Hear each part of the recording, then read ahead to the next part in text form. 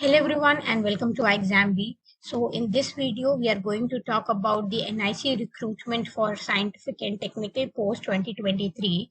NIC, that is known as National Informatics Center, has released this notification for Scientist A and Scientist AB post as well as the technical post for the cadre.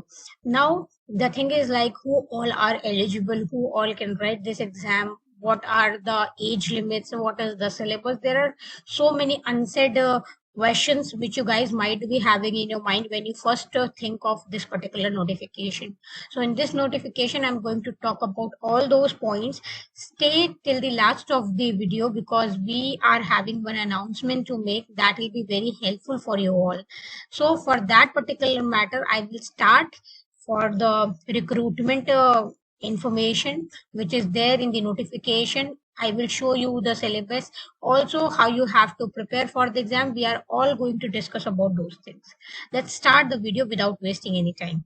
So first of all, you should know what is the vacancies that is offered. So the vacancies that are offered are actually categorized into three designations. Scientist A, that is gazetted job. Then scientific officer engineer SB, that is the gazetted job again. And then we have technical assistant or scientific assistant, that of grade A, and group B, that is non-gazetted. You can see level 10, level 7 and level 6 are the respective designations level. Okay, and also the grade pay is being mentioned, so you can just actually have some kind of eligibility in terms of not exactly eligibility, but you can have a pay band which is actually matching to RBI grade B band for scientist B, as well as it is a gazetted post. For scientific officer it is also a gazetted post. So once you become a gazetted officer, that adds a lot of value to your profile. So this is a very good job. I have many of my friends who are working in NICs, and that particular job is an office based job. There is no public dealing. You will be involved in the technical details only, and whatever is there, it is just only the office work. Okay, there is nothing like you have to go and do any kind of field work, or you will be involved in any public dealings. Okay, that is very clear, and you will be a gazetted officer as well. So that adds value to your profile. Now, how many vacancies? Scientist B, total there are 71. For scientist scientific engineer, that is the SB, you have 196, and then for the assistant post you have 331.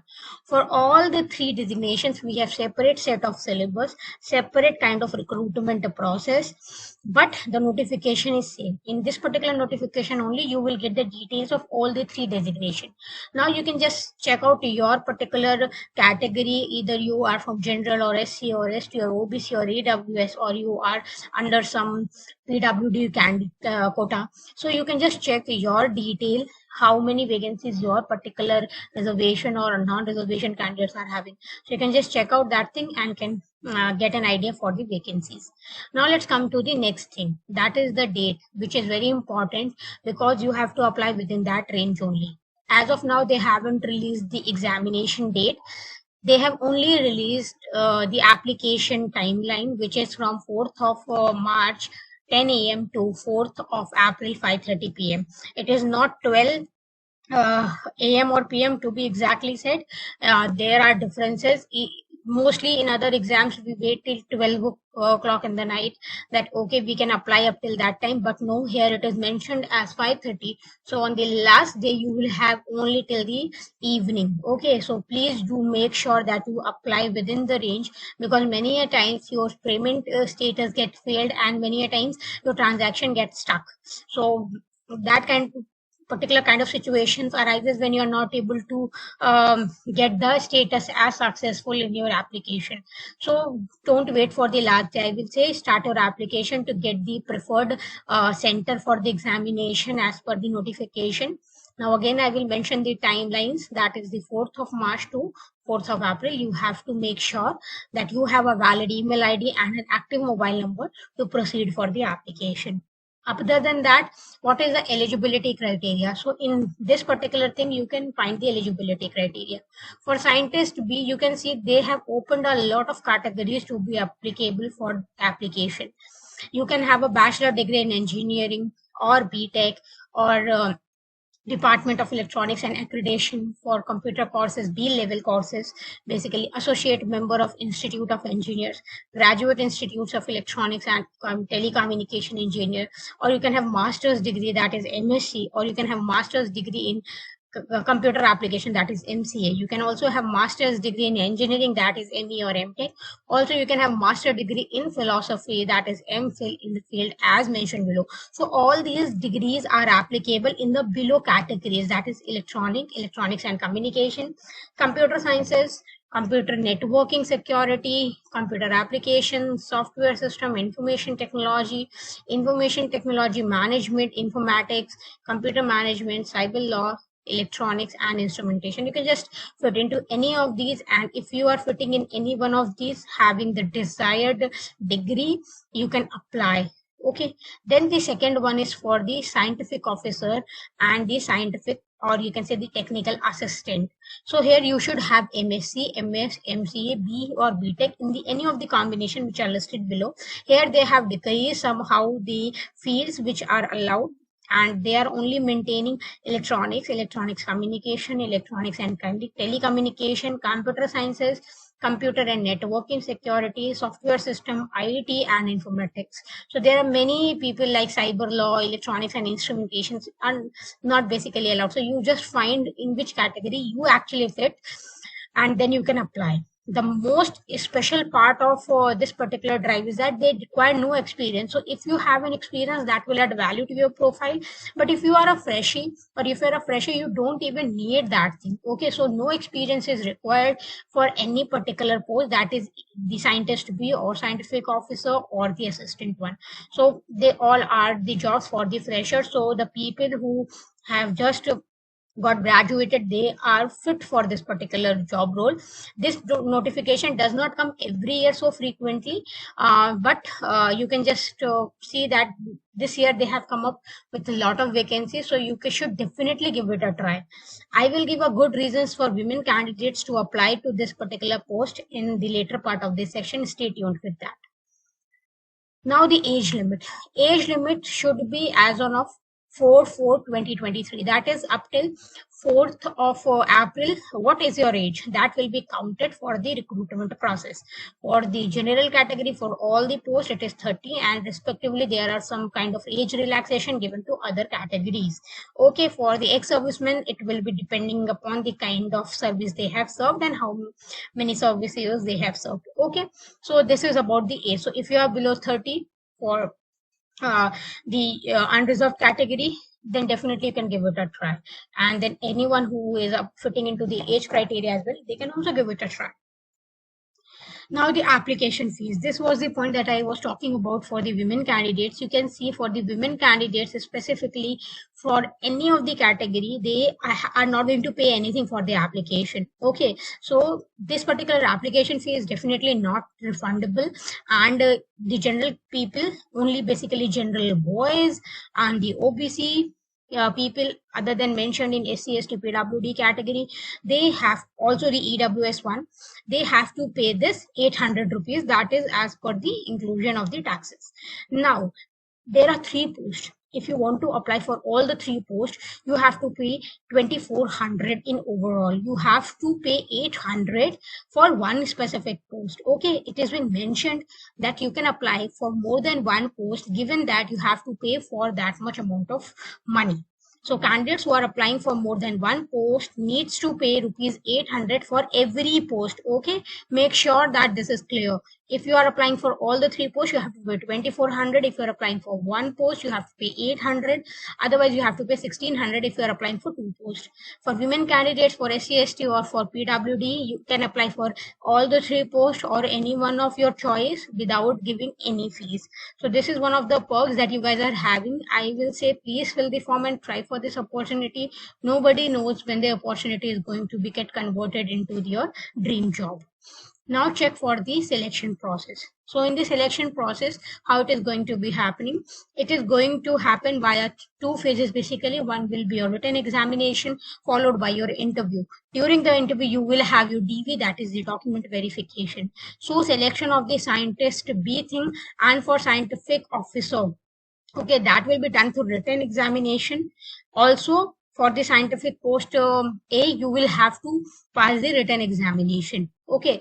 Then in scientist B and scientific officer, there will be a further round of interview, and after the interview, the people who will make it to the finalist will get the call and the appointment letters.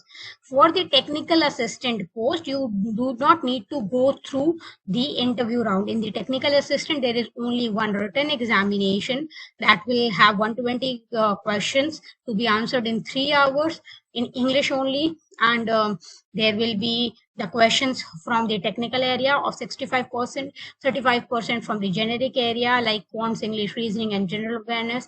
Every particular question will of 1 mark. There will be a negatives of 0.25 for wrong, and then you can just check what is the minimum percentage to qualify the written exam. So the minimum percentage to qualify the written exam will be 50% for the general. So what you need to do, out of those 120 questions, you have to get 60 correct. 60 current, keeping in mind that 65% weightage will be for the technical and 35 will be from general area. So overall you have to get 50% for general and EWS, then 40% for OBC, 30% for SC, ST and PWD category, and the cutoff marks would be applicable to the overall marks, that is general oblique generic combined, as well as each sectional and things separately. So what does it mean? It means if you are having 120 questions, out of 120 questions, 65% of the questions will be technical. Out of those 65% questions, you have to get 50% correct. Okay, for the general category I'm talking about. Then out of those 35% questions from 120, you also have to get 50% correct.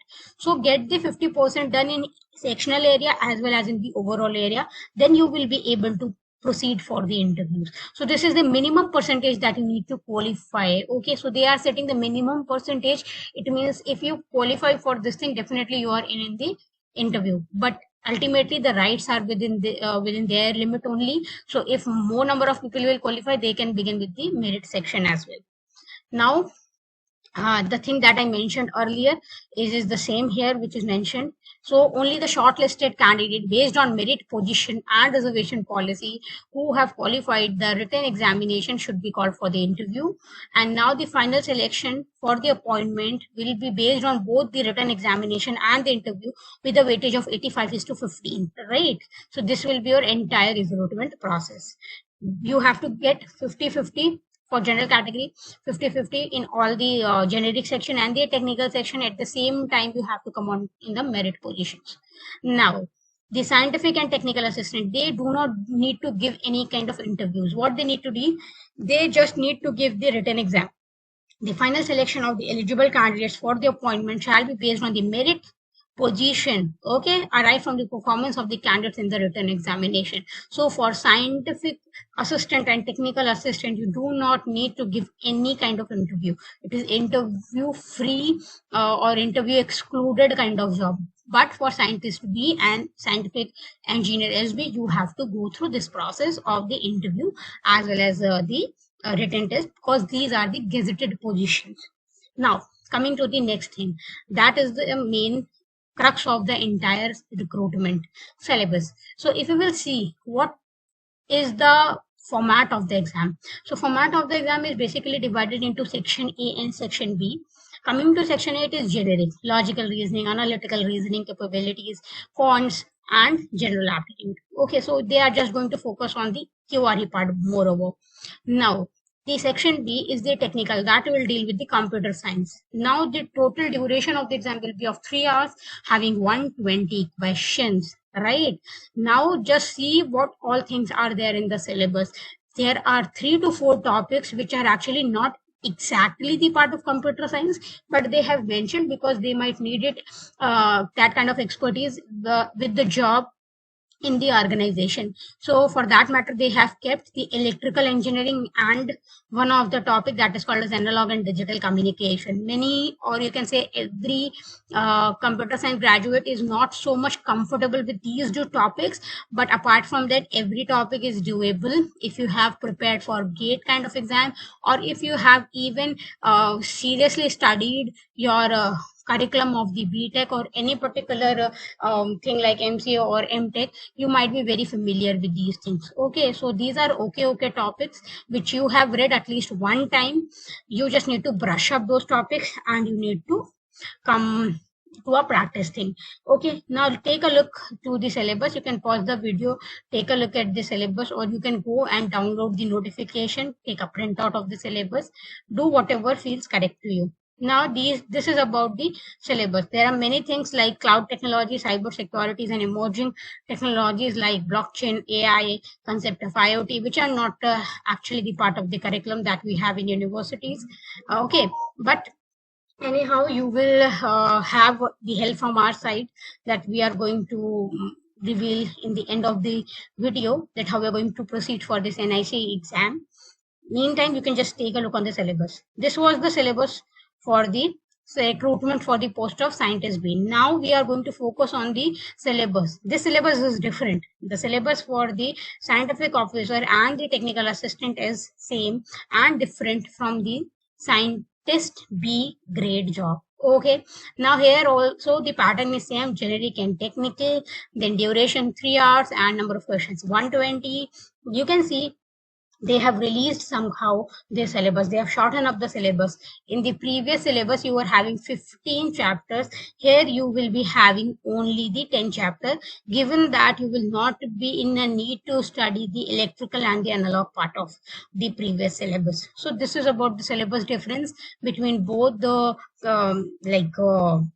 post which are there. So, but anyhow, the thing is like the 10 chapters which are there and the 10 chapters which are there are common. They are not different. They are anyhow common. So this is about the syllabus. Now, this was the last snipe for the syllabus, that is the web technology. So this was all about the notification that we have from the NIC for the post of scientist B, the scientific officer, and for the technical assistant.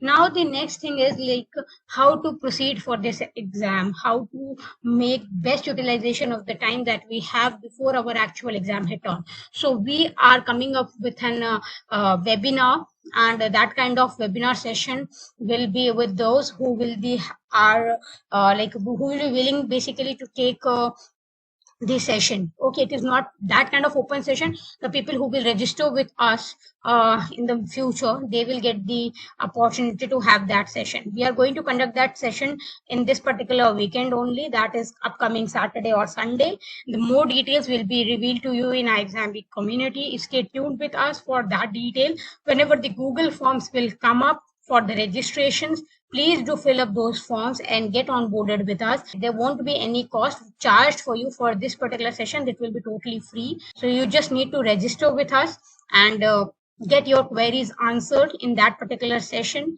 In the upcoming videos, I will just prepare some of the things which will help you more to stay focused for the NIC exam, how you have to deal with several topics and what all topics you should prioritize. And definitely, whenever the exam is going to happen, we have to be ready for that exam before at least 2 to 3 weeks with the all syllabus. So you can take help from our side. We will be soon releasing the course for NIC as well, for all these IT people and for all those aspirants who want to have this NIC job belonging from any cadre as per the particular eligibility. So that was all from my side. Again, the announcement that I wanted to make is we are going to have a webinar or a closed session by this weekend, that is upcoming Saturday or Sunday. You just need to register yourself and get in touch with our exam B community for more information. Later on, you can just have your queries in those particular session and can start. So that was all from my side. I hope this particular information was very useful for you. See you in the upcoming webinar. Until the time, keep practicing and stay updated.